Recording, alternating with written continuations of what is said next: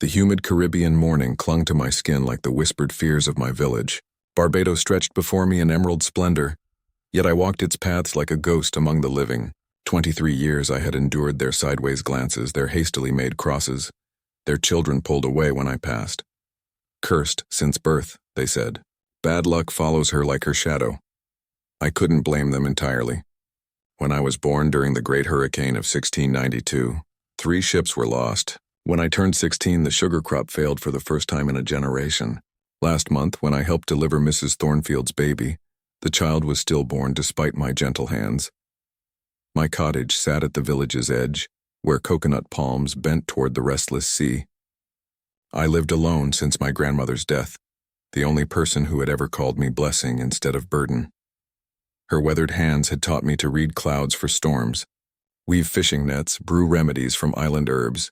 Yet even these skills, which should have made me valuable, only deepened their suspicion. She knows too much, they whispered. No natural woman should understand the sea's mood so well. This morning, I sat on my porch weaving a net when the harbor bells began to toll, not their usual lazy rhythm, but sharp, urgent clangs that sent my heart racing. Pirates! The cry rose as I reached the village center. 3 ships in the harbor! Terror swept through the crowd. Mothers gathered children while men reached for weapons. But I stood frozen, staring at 3 dark shapes cutting through morning mist toward our defenseless shore. The largest ship flew a black flag, a skull crowned with thorns, crossed swords beneath it. Even from this distance I could see it bristled with cannons. This is her doing. Mrs. Pemberton's shrill voice cut through chaos, her finger pointing at me. The cursed one brought them here. I had nothing to do with this, I protested, but my voice was lost in growing panic. They scattered like leaves before a hurricane, leaving me alone in the square.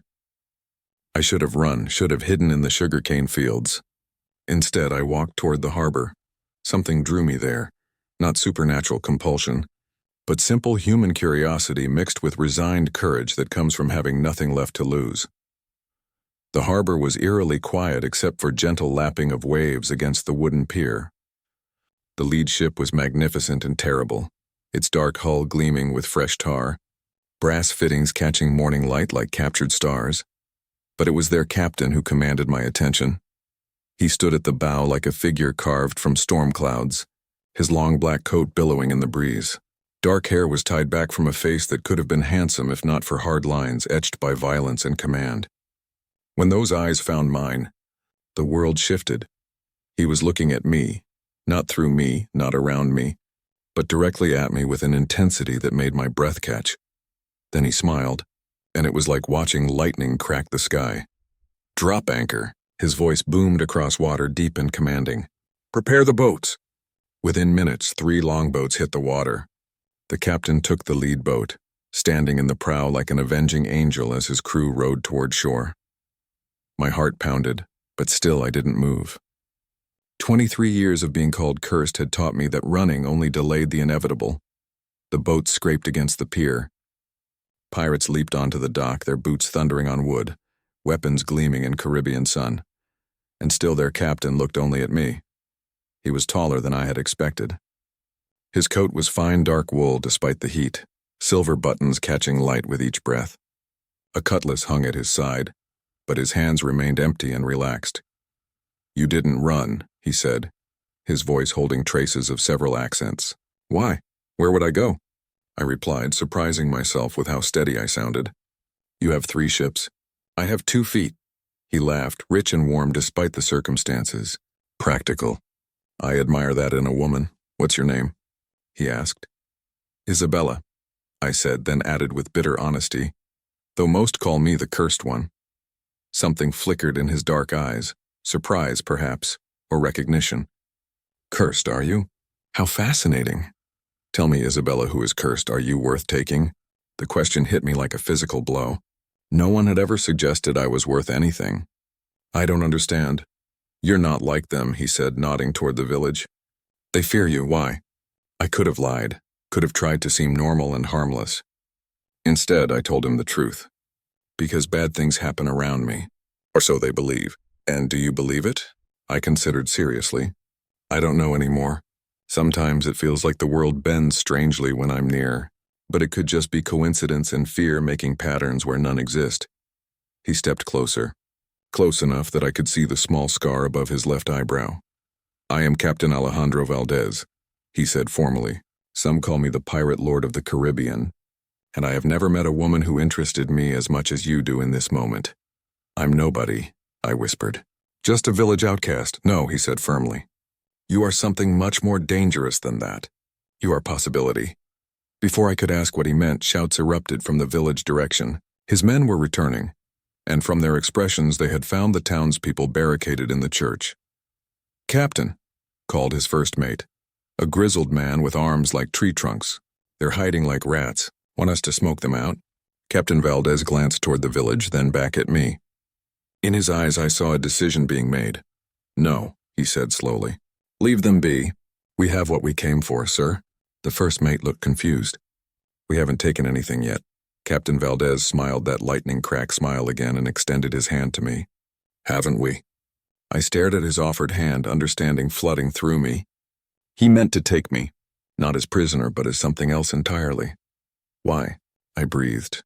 "Because," he said, voice low enough that only I could hear, "I have spent my life taking what others deemed worthless and making it into treasure.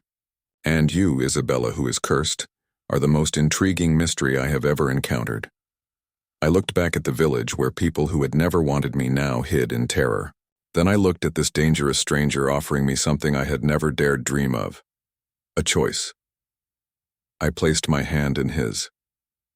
His fingers closed around mine with surprising gentleness. "Welcome aboard, Isabella. Your real life starts now." As his crew prepared to depart, I caught sight of faces peering through church windows, watching in shock as their cursed maiden walked willingly toward a pirate ship.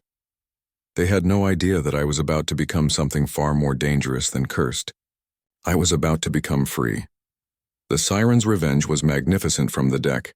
Every rope and rail spoke of meticulous care despite the ship's fearsome reputation. The crew moved with practiced efficiency while I stood beside Captain Valdez, watching Barbados shrink behind us. "Having second thoughts?" he asked. "No, but I'm terrified." "Good. Fear keeps you sharp." He turned to face me fully.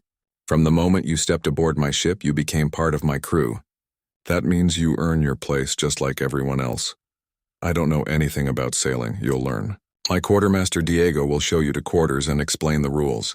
He paused, expression growing serious. "There's only one rule that matters above all others: loyalty. Betray me or my crew and the ocean will be your grave." Diego approached, the first mate I had seen earlier.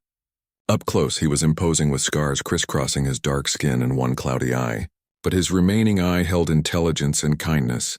"This is Isabella," Captain Valdez said. "She's to be given quarters and orientation." Diego studied me with frank curiosity. "Some of the men aren't happy about bringing a woman aboard. They say it's bad luck." Captain Valdez's expression darkened. "And what do you say, Diego?" "I say the captain's word is law and anyone who disagrees can swim back to Barbados." He led me below decks through narrow passages lit by swaying oil lamps. The smell of tar, hemp, and unwashed bodies filled the air, but underneath was something else, the scent of adventure. "You'll bunk with Maria," Diego explained, stopping at a small cabin. "She's our ship's surgeon and the only other woman aboard." The door opened to reveal a woman perhaps 10 years my senior, with weathered hands and intelligent dark eyes. Her black hair was braided practically, and she wore tailored men's clothing. "So you're the one who has the crew talking," Maria said appraisingly. "I'm Maria Santos." "What do you know about medicine?" "Some herbal remedies. My grandmother taught me." "Good. You can assist me. It's honest work and it'll keep the men from treating you like a novelty." She stepped aside to let me enter. "First rule, make yourself useful. Second rule, don't let anyone intimidate you. Third rule, watch the captain's back. He's a good man, but he's made enemies." Over the following days, I learned ship life rhythms. I worked alongside Maria, tending minor injuries and illnesses. I learned to brace against the ship's roll, tie knots that would hold in storms, read subtle signs that meant weather was changing. The crew gradually accepted me, helped by Maria's advocacy and my willingness to work without complaint. But I could feel undercurrents of tension, whispered conversations that stopped when I approached. It came to a head on my 5th day aboard. I was helping Maria organize medical supplies when angry voices erupted from above deck. We rushed topside to find Captain Valdez facing down 3 of his own men, their faces flushed with rum and rebellion. "It's not natural, Captain," slurred Jensen, a scarred bosun's mate. "Women bring bad luck to ships. Everyone knows that. And this one's cursed besides," added Rothwell, younger and resentful. "We've had naught but ill wind since she came aboard." Captain Valdez's hand rested casually on his cutlass hilt, voice dangerously calm. "Are you questioning my judgment, gentlemen?" "We're questioning your sanity," Jensen said boldly. "No woman's worth risking the whole crew for." The words hung like a challenge. I felt every eye turned to me, waiting to see how their captain would respond. Captain Valdez smiled his lightning-crack smile. "You think I brought her aboard for my pleasure? How flattering." He drew his sword in one fluid motion. "But you're wrong. I brought her aboard because she has value you're too blind to see." "What value?" Rothwell demanded. "She's just a village girl with bad luck." "Tell me, Isabella," Captain Valdez said without taking his eyes off the mutinous crew. "What do you sense about the weather tonight?" I had felt it building all afternoon. Pressure in the air, restless energy in the water. "Storm coming. A big one. Maybe 3 hours away." Several crew members glanced at the clear sky skeptically, but Diego nodded grimly. I feel it too." "And where should we seek shelter?" Captain Valdez continued. I closed my eyes, letting my grandmother's teachings guide me. "Northwest. There's a cove maybe 2 hours' sail. Protected water." "There is indeed," Captain Valdez confirmed, finally lowering his sword. "A cove that doesn't appear on any chart, known only to those born to these waters. So tell me, Jensen, is she worthless, or is she the reason we won't be fighting for our lives against a hurricane tonight?" Jensen's face went pale as he realized the captain's point. A crew member who could predict weather and find hidden harbors was worth their weight in gold. The storm hit exactly when I had predicted, a howling wall of wind and rain. But guided by my directions, we had found shelter in the hidden cove, riding out the hurricane in protected waters. By morning, even Jensen and Rothwell were looking at me with grudging respect. I had proven my worth in the most practical way possible, by keeping them alive. But as I stood on deck watching the sunrise over calm seas, I realized something else had changed during that long night. I no longer felt like a passenger or even a new crew member. I felt like I belonged. Captain Valdez joined me at the rail, his hair still damp from the storm. "No regrets?" I thought of Barbados, of people who had never wanted me, of the small cottage where I had lived like a ghost. Then I looked at this ship full of dangerous, loyal people who had accepted me based on my actions rather than my reputation. "None," I said firmly. "Good. Because this is just the beginning, Isabella. If you truly want to be free, you have to be willing to fight for it. And that fight is about to get much more dangerous." Something in his tone made me turn. "What do you mean?" "I mean that taking you from Barbados has consequences I didn't fully consider. And those consequences have just caught up with us." He pointed toward the horizon where 3 ships flew British Navy colors. They were flying full sail, heading directly toward us with obvious hostile intent. "They're hunting us," he said matter-of-factly. "Hunting you specifically. Your former neighbors have convinced the authorities that you were complicit in our raid." I stared at the approaching ships, feeling injustice settle on my shoulders like lead. Even in leaving, I had somehow proved their point about being cursed. "I'm sorry," I whispered. "This is my fault." "No," Captain Valdez said firmly, his hand covering mine on the rail. "This is the price of freedom. The question is, are you willing to pay it?" I looked at his face, at the certainty in his eyes, at the crew preparing for battle around us. These people had given me something I had never had before: acceptance, purpose, belonging. "Yes," I said. "I'm willing." His smile was fierce and proud. "Then let's show them what a cursed maiden can really do." The British warships cut through morning swells like predators sensing blood. 3 ships to our 1, gun ports open and ready, the Union Jack snapping proudly in Caribbean breeze. "Isabella," Captain Valdez said calmly, hands steady on the ship's wheel, "I need you to go below with Maria." "No." The word left my lips before I could consider it. "If they're hunting me, then I should be here. This isn't your fight."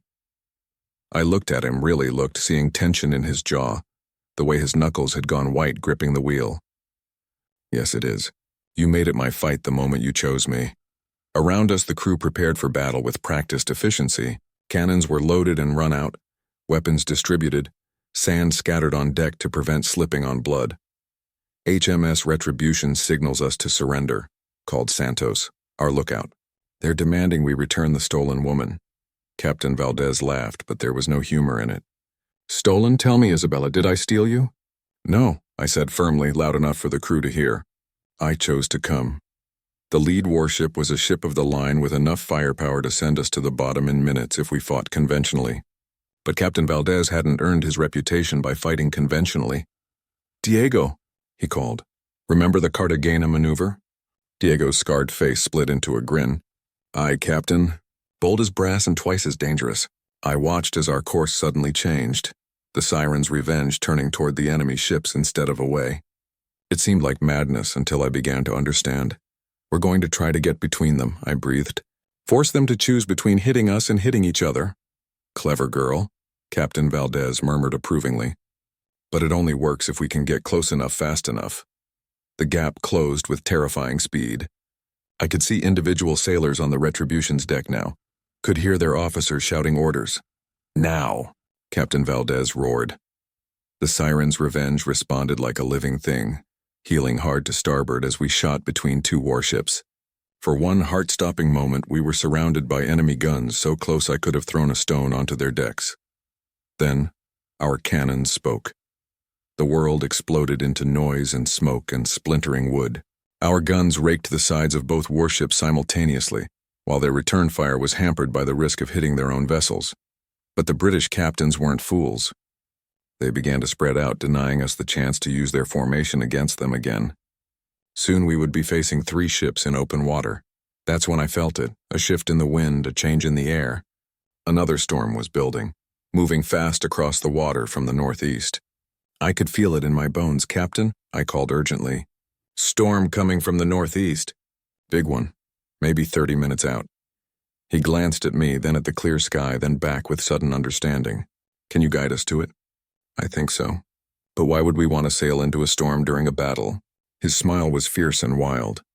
Because the British Navy fights by rules and regulations. Storms don't follow rules. I understood then. We couldn't outgun them. But we might be able to outsail them if we could reach the storm first and use its chaos to our advantage. Northeast by north, I said, feeling for wind patterns. The storm's edge should hit in 25 minutes. All sail. We're racing the wind itself. The Siren's Revenge leaped forward under full canvas, every inch of sailcloth straining. Behind us, the British ships gave chase, their heavier hulls struggling to match our speed. The storm hit like the fist of an angry god. One moment we were sailing under partly cloudy skies. The next we were engulfed in howling wind and driving rain. The sea turned from blue to gray to black, waves rising like moving mountains. But I could feel the storm's patterns, could sense where the wind would shift and how the waves would break. 2 points to starboard, I called out, voice barely audible over the wind. There's a calm patch coming. Captain Valdez trusted me completely, spinning the wheel without question. The ship responded, sliding through a brief pocket of relative calm while the British vessels struggled in confused seas behind us. A cannon roared through the storm and splinters exploded from our mainmast. They couldn't see us clearly, but they were firing blind, hoping to get lucky. That's when I saw our chance. Captain, I called urgently. There's a reef about half a mile ahead, just under the surface. The storm is masking it, but I can feel where the waves change pattern. He understood immediately. Can we clear it? If we time it right with the wave cycle, yes. But the ships following us won't see it until it's too late. Had never attempted anything like this, using my weather sense to navigate through a storm while avoiding hidden reefs and enemy ships. But as I stood at the bow, rain lashing my face and wind trying to tear me from the deck, I felt more alive than I ever had. Hard to port. Now steady. Wait for it. Now hard to starboard. The Siren's Revenge danced through the reef like a dolphin playing in surf, our keel missing coral by mere feet. Behind us I heard the grinding, tearing sound of wood meeting stone as one of the pursuing warships found the reef the hard way. One down, Captain Valdez called out. But we weren't clear yet. The remaining warship was still in pursuit and the storm was beginning to abate. Isabella, Maria's voice was sharp with warning. Port side. I turned to see British Marines preparing to fire a swivel gun loaded with grape shot. At this range, it would sweep our deck clear. Without thinking, I dove toward Captain Valdez, knocking him away from the wheel just as the gun fired. Pain exploded across my left shoulder as several pieces of grape shot found their mark, but the captain was unharmed. Isabella. He caught me as I fell, face pale with concern. How badly? I'll live, I gasped, feeling blood run down my arm. But you need to get us out of here. Maria, he called, and our surgeon was there in seconds. Flesh wounds, she said quickly. Painful, but not fatal. She needs attention, but she can wait. Captain Valdez looked at me with something that might have been wonder. You saved my life. You gave me a life worth saving, I replied, meaning every word. He was quiet for a moment, calculating odds that weren't in our favor. Then he looked at me, blood-stained and exhausted but still standing, and his expression hardened with resolve. Signal the British ship, he ordered. Tell them we want to parley. Within the hour, a young British captain came aboard alone, Captain Jonathan Harrington, with refined features that spoke of nobility and privilege. I am Captain Jonathan Harrington of His Majesty's Navy, he announced. I'm here to discuss the return of stolen property. The woman, Isabella Moreau. She was taken unlawfully from British territory. Was she? Captain Valdez remained perfectly calm. Isabella, were you taken unlawfully? All eyes turned to me. Whatever I said would determine not just my fate, but the fate of everyone on this ship. I was never taken, I said clearly. I chose to leave Barbados of my own free will. Impossible, Captain Harrington snapped. No respectable woman would willingly consort with pirates. Then perhaps I was never respectable to begin with. For a moment, Captain Harrington seemed genuinely uncertain. Then his training reasserted itself. Regardless, you are a British subject, and I am authorized to bring you back. Over my dead body, Captain Valdez said quietly. Gentlemen, I interrupted. There is another way. Both captains turned to look at me. Captain Harrington, you say I am British property, subject to British law. But what if I were not? I don't understand. What if I were to renounce my British citizenship, formally and publicly before witnesses from both crews? Captain Valdez stared at me in amazement. Isabella, you can't. That would make you a person without a country. No, I said firmly, taking his hand. It would make me a person who chose her own country, her own people, her own life. Captain Harrington looked scandalized. That's highly irregular. But it would create doubt. Enough doubt that you couldn't simply seize me without a lengthy legal battle. And while that battle raged in distant courts, how many of your sailors would die trying to take me from people who have sworn to protect me? The British captain was trapped, and he knew it. He could fight, but the odds were against him. He could retreat, but returning empty-handed would damage his career. Or he could accept a face-saving compromise. Very well, he said finally, but I want it witnessed and recorded properly. Maria produced paper and ink from her medical bag. As she prepared to record my words, I felt a strange sense of completeness settling over me.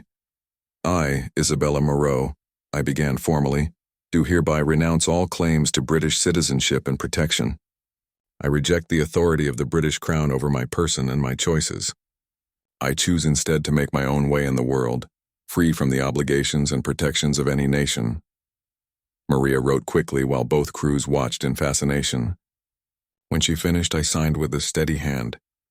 Furthermore, I continued, looking directly at Captain Harrington, let it be recorded that I make this choice freely, without coercion, and in full understanding of what I am abandoning.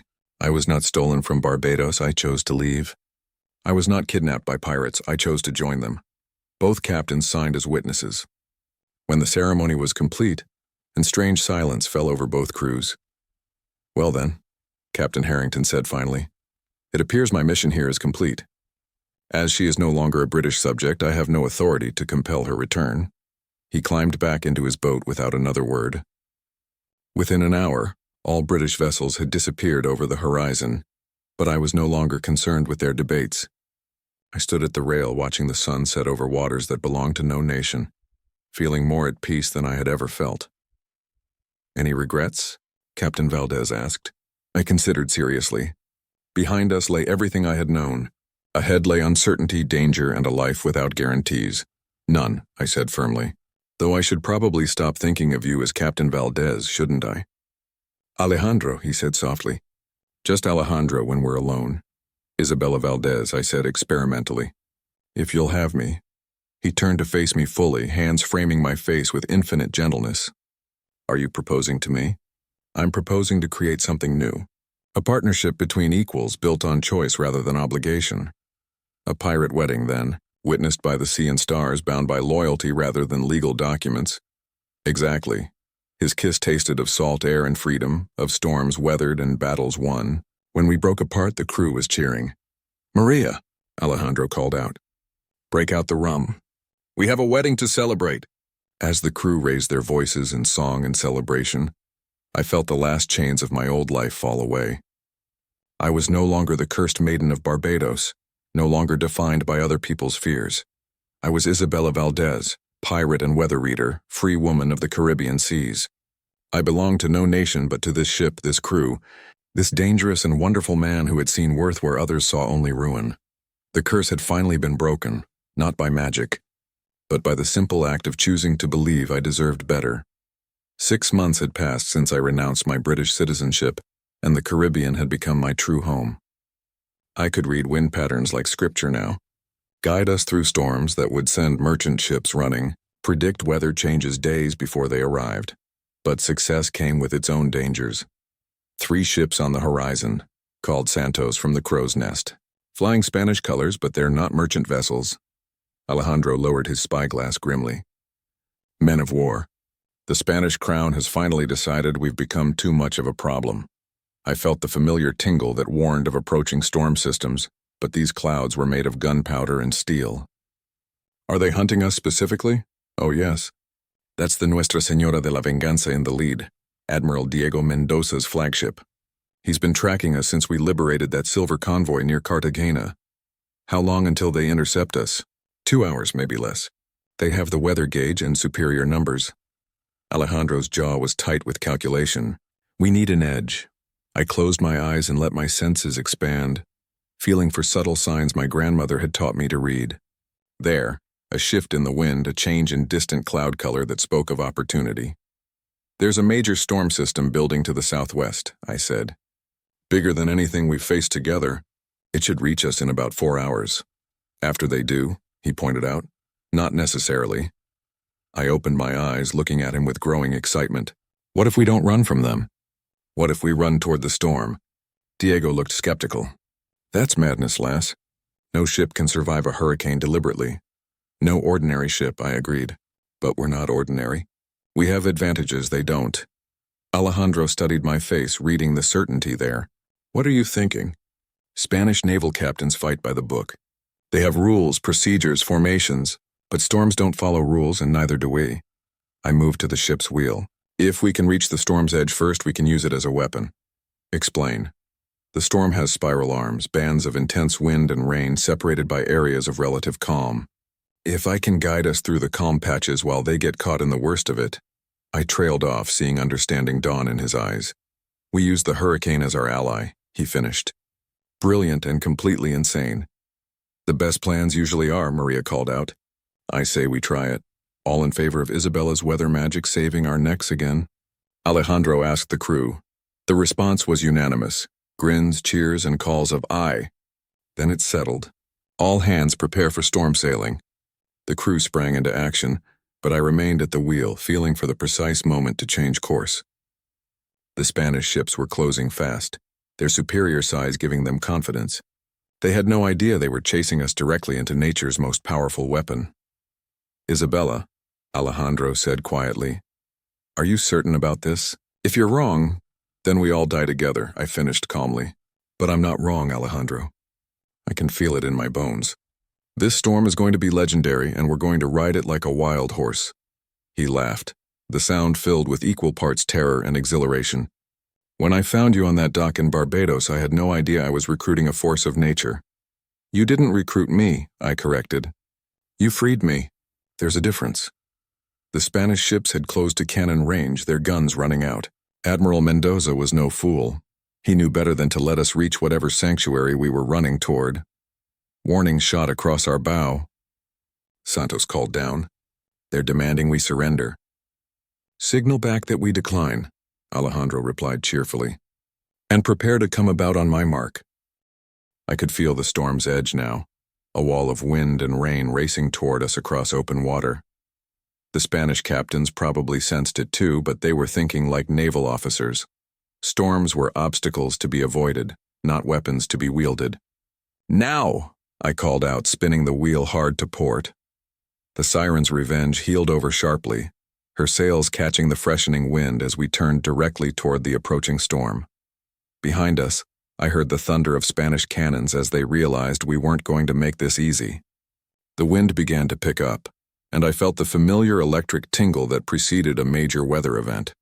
This was going to be bigger than I had initially sensed, possibly one of the most powerful storms to hit the Caribbean in decades.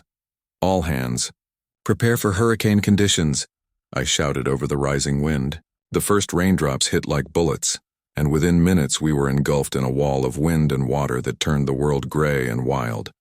Behind us, I could barely make out the shapes of Spanish ships, their formations already beginning to break apart as the storm's fury caught them unprepared.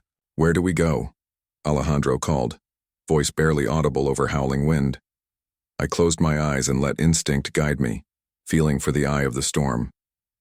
Southwest by south, there's a calm band about 2 miles ahead.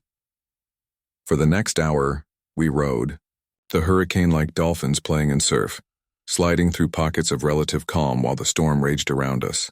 I could sense the Spanish ships struggling behind us, their heavier hulls and rigid tactics making them easy prey for the storm's chaos.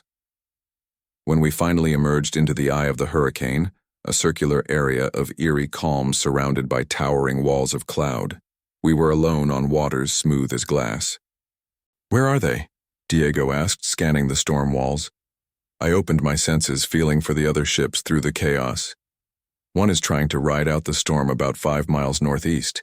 They're taking a beating, but they'll probably survive. Another ran for open water and should be clear by now. And the third? Alejandro asked. I was quiet for a long moment. The flagship. She didn't make it. Too heavy, too rigid. The storm broke her apart. A sobering silence fell over our crew. Admiral Mendoza had been our enemy, but he was also a skilled sailor who deserved better than a watery grave. At least 300 men, Maria said quietly. Gone because they were following orders to reclaim property that was never theirs, I said, though not without sympathy. I'm sorry they're dead, but I won't apologize for surviving. The eye of the hurricane was perhaps 20 miles across, a temporary sanctuary that wouldn't last more than a few hours. So what now? Diego asked. I was about to answer when Santos called down from the crow's nest, voice filled with amazement. Captain, you need to see this. We looked up to see him pointing toward the southeastern wall of the eye, where something impossible was happening. The storm clouds were parting like curtains, revealing not open ocean but the misty outline of an island that shouldn't exist. That's not on any chart, Alejandro breathed, raising his spyglass. Because it's not supposed to be there, I said, feeling a strange resonance in my bones. The storm. It's revealing something that's normally hidden. The island was small but mountainous, with what looked like a natural harbor on its northern shore. Most remarkably, it seemed untouched by the hurricane, protected somehow by its strange location in the storm's heart. It's beautiful, Maria whispered. And it was. Lush vegetation covered the slopes, and I could see what might have been buildings nestled among the trees. But there was something else that made my weather sense tingle with recognition. It's a sanctuary, I realized. A place where the storms go to rest, where the eye passes over again and again. That's why it's hidden. It only becomes visible when you're in the heart of a hurricane. Then we claim it, Alejandro said decisively. A pirate base that can only be reached through the eye of a storm. We'd be untouchable. As we sailed toward the mysterious island, I felt something shifting inside me. Not just excitement at discovering a new home, but a sense of completion I had never experienced before. This place called to something deep in my blood. The harbor was deep and well protected, with coral reefs that would shred any ship not carefully guided through the entrance. but I could feel the safe channels as clearly as if they were marked. With buoys, and I guided the Siren's Revenge to a perfect anchorage in crystal-clear water. People were emerging from the tree line, not hostile but cautious. As we drew closer, I could see they were a mix of races and nationalities, united by the common bond of having found refuge in this impossible place. Survivors, I breathed. People who found their way here during other storms and decided to stay. An elderly man with skin darkened by decades of Caribbean sun was waiting for us at the small dock, his manner suggesting authority despite his simple clothes. "Welcome to the Eye," he called out in accented English. "I am Miguel Santos, elected leader of our small community. We saw you ride the storm like sea gods, most impressive." Alejandro leaped onto the dock first, then helped me down. "I am Captain Alejandro Valdez, and this is my wife Isabella. We're refugees, you might say. Seeking sanctuary." Miguel's weathered face creased in a smile. "Then you have come to the right place, Captain. The Eye has been sanctuary to the storm-lost for over a century. Pirates, merchants, runaway slaves, political exiles. Anyone who can survive the hurricane's heart is welcome here." "How many people?" I asked, curious about this hidden community. "Perhaps 200 souls all told. We fish, we farm, we craft what we need. And sometimes, when the storms reveal us to the outside world, we gain new neighbors." His eyes settled on me with curious intensity. "You are the weather reader, yes? The one they call the Storm Maiden?" I was startled to hear that name. "You know of me?" "Word travels, even here. They say you can dance with hurricanes, that you have made the Caribbean itself your ally." He paused, studying my face. "They also say you were marked as cursed from birth. How interesting that such a curse should lead you to the one place where storms are blessing rather than threat." As he spoke, I felt something click into place, an understanding that had been building for months without my conscious awareness. I hadn't been cursed at all.